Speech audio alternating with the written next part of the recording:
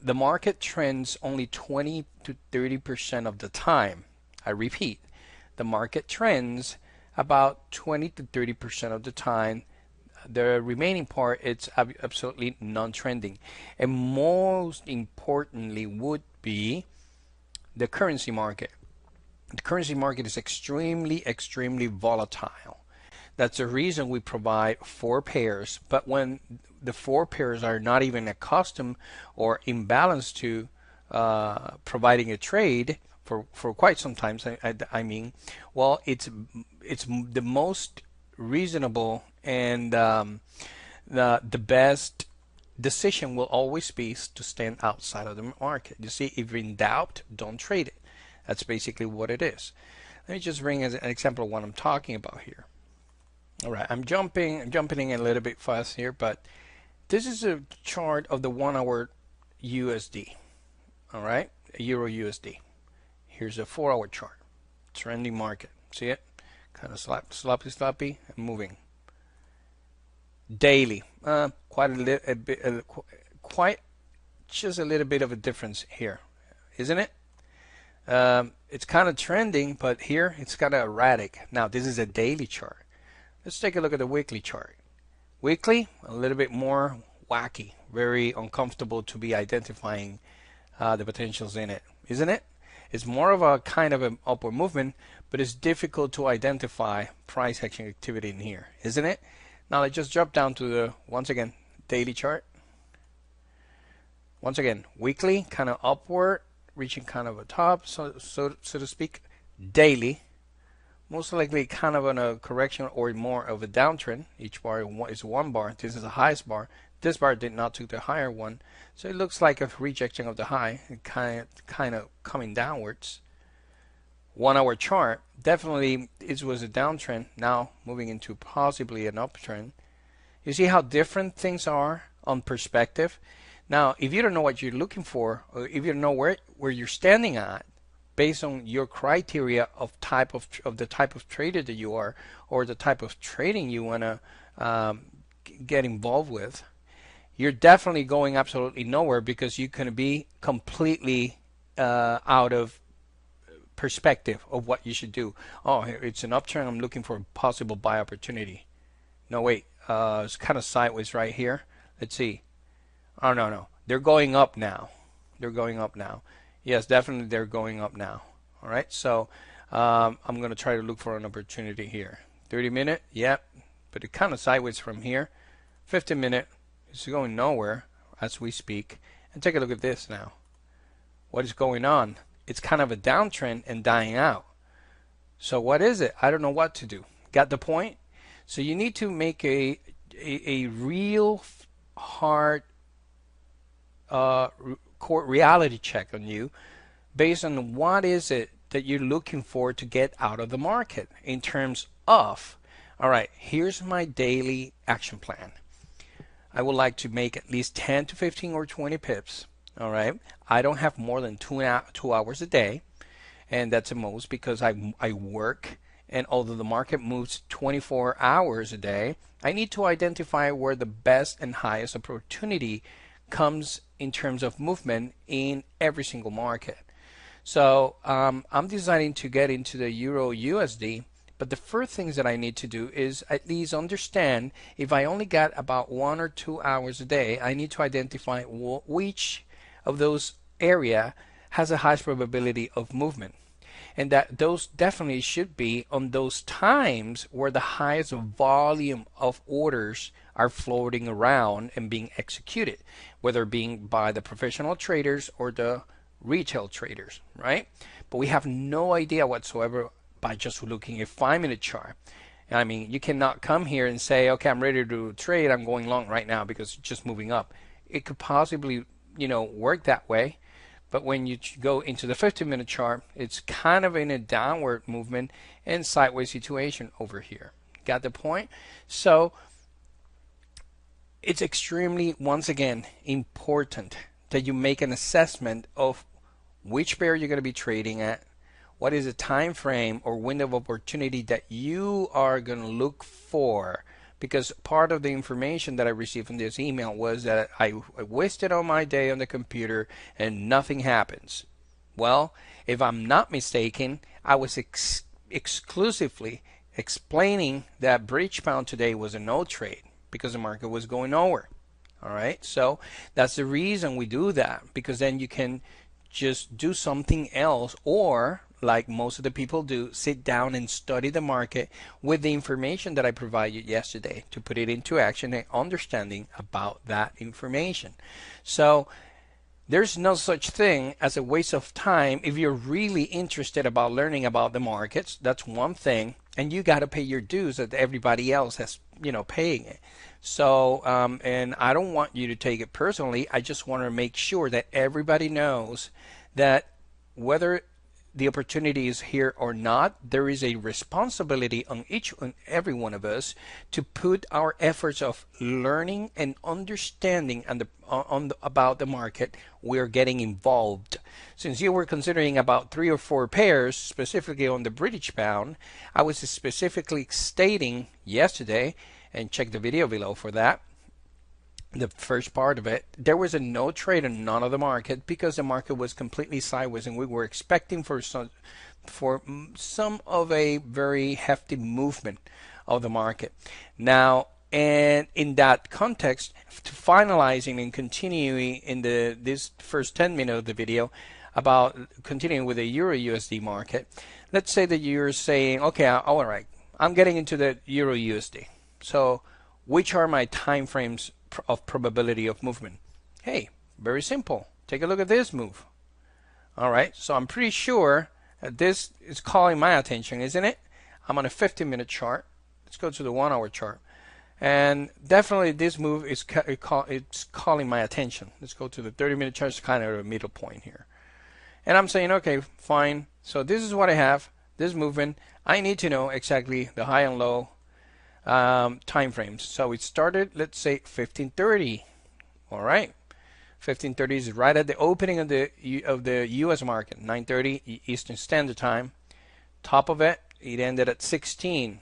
All right, right at 10 o'clock, and the market just plain and simple died out. Nothing else provided. That's it. News reaction, news report. Now here's a question for you, for everybody here. Would you consider this a pure imbalanced market move in terms of what the market intentions were? Or is this a pure and simple fear and greed reaction of the market? Having said that, that's the way that I would look at it. This was plain and simple a huge reaction based on the, if I'm not mistaken, it was based on the unemployment claims. Here it is.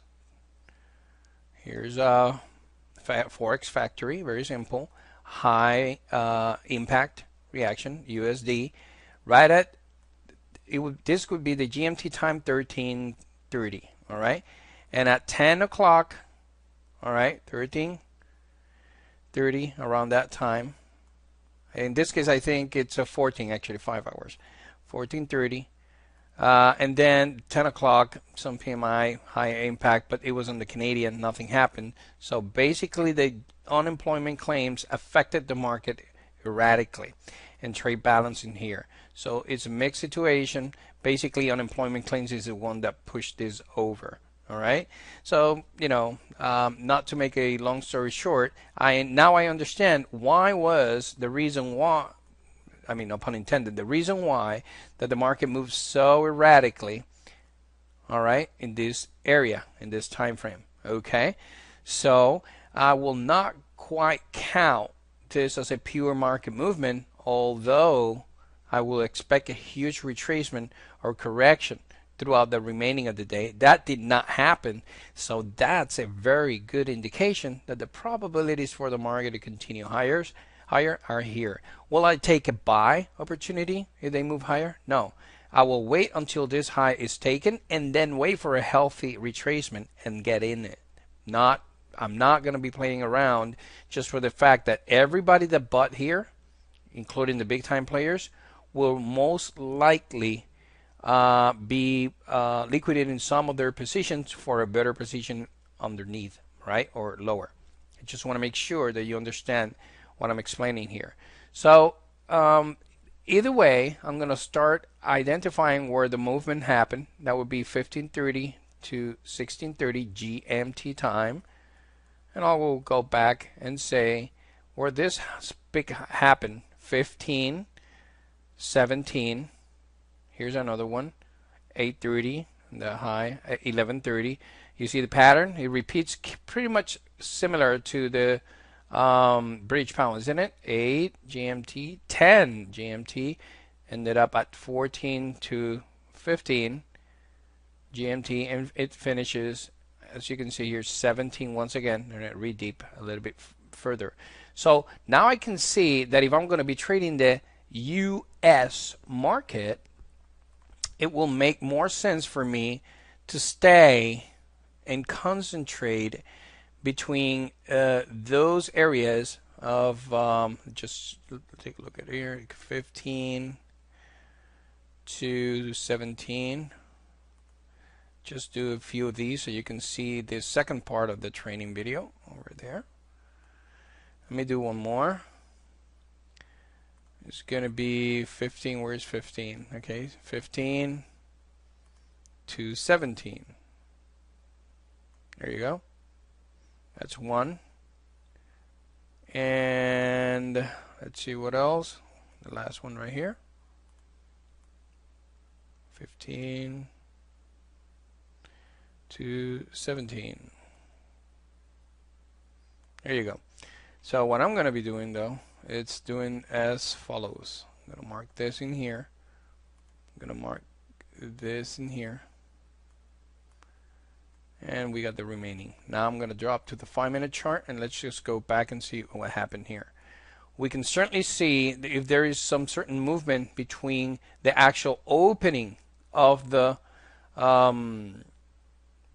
U.S. market, and if they indeed provide some movement, 17 points to 20, in comparison to the 2 o'clock, which is anywhere, let's see, let me go back.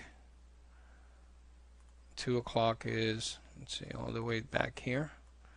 Forgot I'm on a 5-minute chart. Okay, here it is. 2 o'clock from here.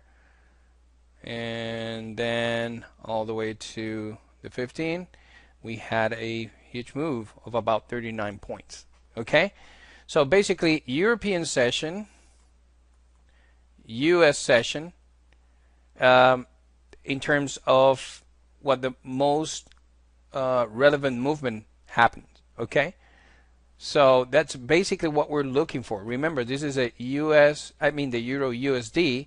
So we got to make sure that we're doing the right analysis at the right time. So we got to go obviously to the 1-hour chart, do the same thing that we did yesterday. I'm just giving you a rough guidance on another market on how we're continuing yesterday's analysis and then dropping down to a lower time frame to pinpoint better opportunities at the specific times. Now there is a little bit of a handicap here in terms that we obviously are starting it in GMT times, and it's actually 5 hours or 6 hours of difference, and I'm pretty sure there's 6 hours of difference. Actually, in reality, I think 7 hours of difference. Okay, so it's actually like 7 hours of difference. All right, so hold on. Here's an updated notepad that I had from yesterday that I continue on. I continue doing a little bit of analysis. I noticed that I had a couple of 18s and multiple 19 as well, which is pretty close to each other, 1 hour of difference. And here's the difference in EST time versus GMT time. So this applies to you. Just make sure you run the numbers correctly. You shouldn't have any problems because once again, what you're going to be doing is identifying swing highs and swing lows, right? Mark them over and most likely running down in your time frame. That's very simple and straightforward. So don't take my word from it. Just do the analysis. That'll give you all. I have given you all the tools and specifics of how to do it. As they were given to me, it was my responsibility to go ahead and do it myself in terms of the currency or the market that I'm preferably try to trade on. For example, I'm an S&P trader. and that's what I basically do most of the time. So I trade anywhere from 9:45 a.m. no later than 11:30 in the afternoon. That's it. That's my time of work. So basically that's one of the time frames that I use to trade every single day, and I did the same thing. You see, so it has to be applied in whatever market you decide to trade. Gold, silver, corn, wheat, it doesn't matter. You do the same thing, and it's provided to you. As an example of the breach bound here, I notice once again that the time that usually starts the main trend is around 10 to 11. That's going to be from 4 to 5 a.m. That's typically about 2 hours after the opening of the European session. All right, so very important to understand that. Then the most likely tendency for the move to end is at 17, and yesterday I was mistaken because there was a 7 hours of difference based on the actual GMT Greenwich time. So is it that 7 hour difference, not the London? London is 6, GMT's 7. All right, so it's usually at 10 a.m. where most likely the initial that move usually tend to finish based on EST. All right, and finally the actual most next end of the move tends to happen at 12 noon, which I explained that yesterday, and it was 19 a.m. GMT, which is 12 noon. So there you go. That's basically what it is. Having said that and having that in thought, I'm pretty sure then that I can just concentrate between 10 to 11 GMT. Now we can probably expand. I still go with the 17, but I will start most likely from 10 a.m. all the way to 17. All right, so that's going to bring us the most purest move. After this, it should be kind of a complete nonsense movement. And once again, if we analyze where the 17 to 18 happens, that's pretty much 10 a.m., which is pretty much where most of the reports come, anywhere from 8:30 and between 9:45 and 10 as well. So when these reports actually comes out, it's kind of like mayhem for the U.S. market. So if we overextend this instead of the 15 that we were going for in here, all right, that's basically the opening of the European session, or the U.S. market, I'm sorry, of the U.S. market, all the way to 10 o'clock. That's basically roughly 2 hours, which are the 2 hours that I was looking for to explain to you here that you should concentrate if you're in the U.S. market. Then this is what you have from 15 to 17, and probably you can expand it a little bit further more into the 19 area. But let's just skip with the original one here. Let's go back, and this provided a few points right there. Let's go to the next one. Here's another trend. It did happen to move about 40 points, not bad at all. And let's see, go back to the, I didn't do any one, so I think I got to go forward. Yeah, next one is here, I'm guessing. Yes, there you go. Here it is. And this looks very nicely. It provided a top right there. And all the way to here, about 25 points. All right, so let me see if we did this right. Hold on. Should be 15, isn't it? There you go. It's right here. So it's right here. All right, so the market moved about 27 points in this direction. Obviously, we don't know if we actually gonna get some of these points or not. I'm just saying that I'm trying to come up with an average of idea how much between these 2 hours, which I'm able to be trading at. Let me go to the 17. Where is 17 here? There you go, right here. This is where this is the most time that I have available. What is the average movement that the prices the price provide to me that I'm able to trade in those hours? Am I looking to a 100 pip move? Of course not. You can't. You got to be trading the 4 hour and 1 hour, and position trading, meaning position yourself at the beginning of the day and hold it all the way to the end of the day. All right. I'll talk about that on another video. So 20 something points. See here. See, we got this one right. 15, 17, and this one provided what a move about 45 points. Another one. Now this is the most recent one right there. And let me get one more. 2, 3,